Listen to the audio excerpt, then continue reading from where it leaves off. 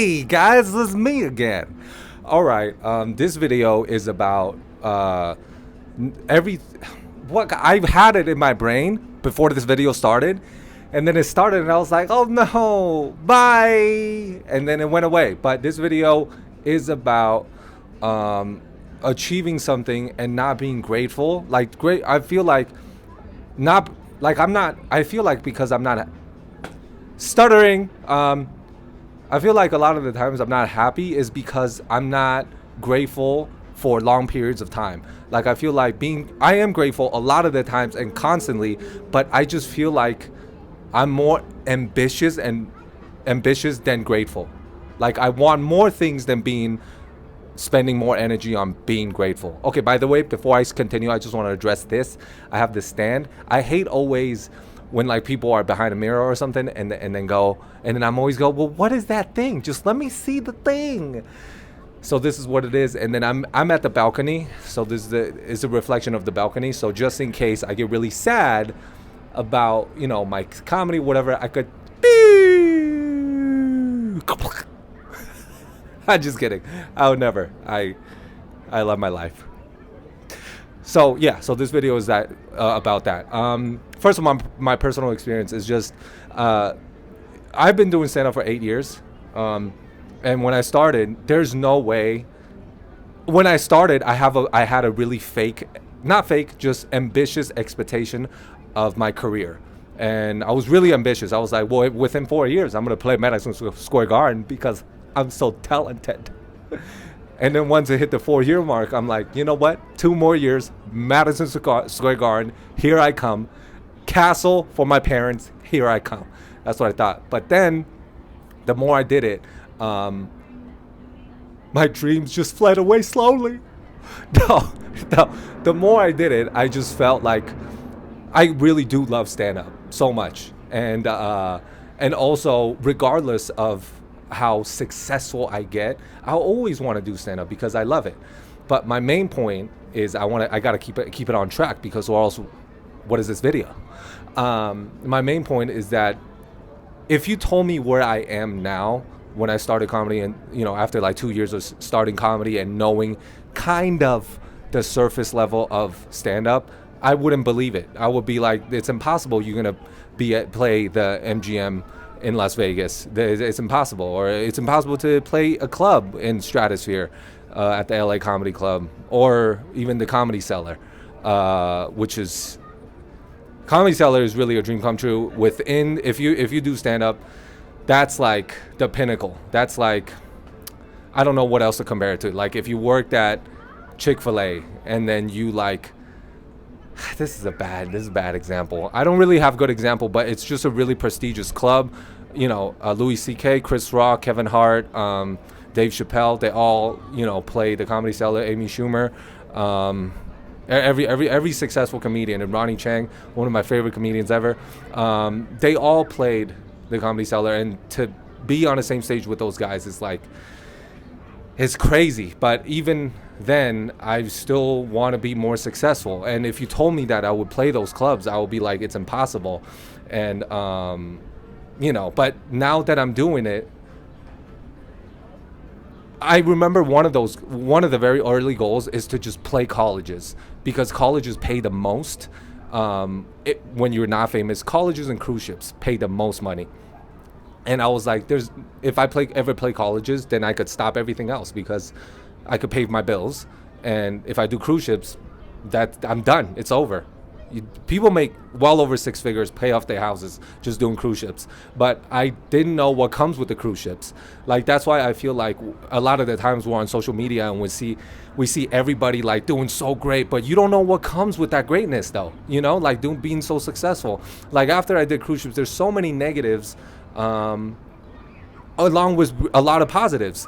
And but when you've never done the cruise ship or never been in any of these clubs or situations, you don't know what it takes and what you have to do to stay in those situations. And we could talk about the cruise ship stuff. If you're interested in those, you could comment to let me know, and we could make it another video. But this one is just about this video is just about, you know, me not feeling grateful, because every time I achieve something, I'm really grateful, really excited, but my feeling of gratefulness is really fleeting because of a couple of things. I don't know. I'm not a type.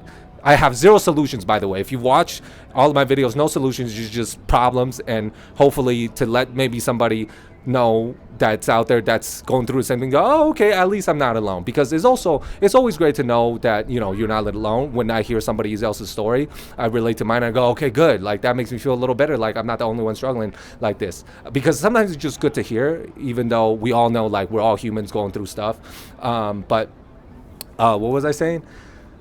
Yeah, so basically, I have ADD, and a lot of the times I say a thing, and I forgot where I am, and I just got to come back and continue.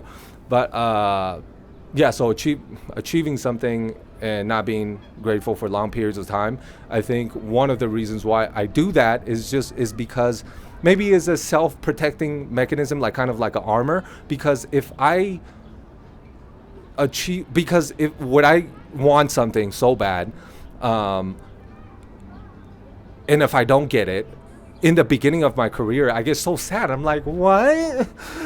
But I worked so hard.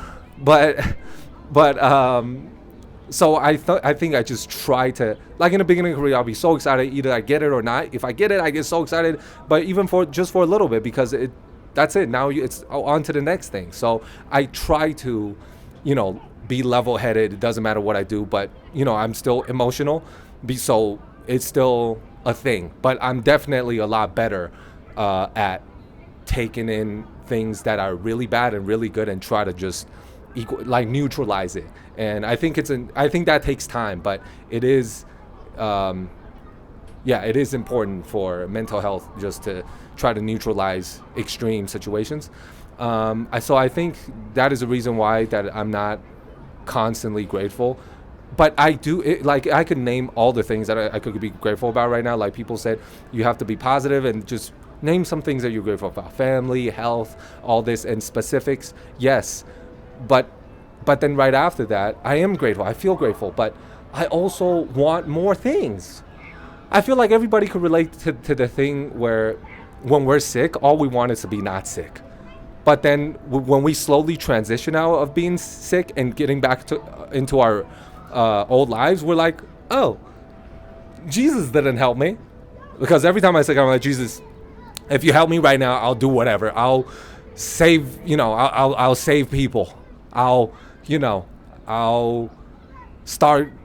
to, you know, wherever I'll just save people. I'll do whatever you want. I'll stop being a piece of shit. I'll work hard. I'll be grateful for my limbs. I'll be grateful just to be up. But then right after I'm not sick, I'm like, oh, well, it's fine. Everything's fine. This is just a natural process. People get sick.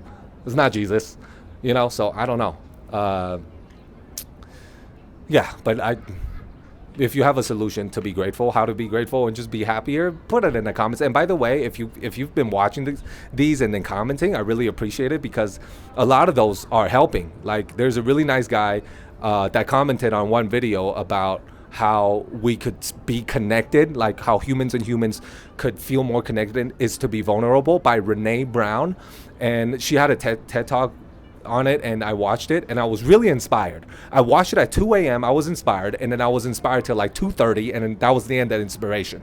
I think I just got to practice what she's talking about. But you know us, man, we wake up, we start going on our social medias, even though I should not, and I didn't this morning. I did not this morning. I didn't go on social media. I didn't go on Instagram or Facebook. Immediately, I went on, you know, on the YouTubes right here.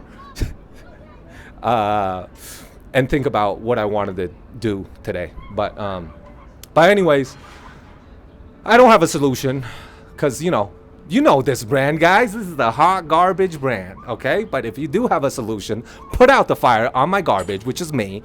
Comment, and I'll read it, and it helps me. This, you know what this channel is about? This channel is about helping me, okay? I'm not helping you. You are just helping me, and maybe you could relate to my thoughts, you know. And hey, maybe I'll get better, and maybe my mindset will change within a year or whatever. So I appreciate all of you for being here. And now I don't know how to sign off on videos, and you guys know this, all right? and I'm just gonna do a good sign off the best that I can. I don't know how to do a good sign off. Okay, bye. Is that a good one? I don't know. Or like, all right, peace. Or see y'all next time. I don't know which one, but okay. This is, god damn it, shit.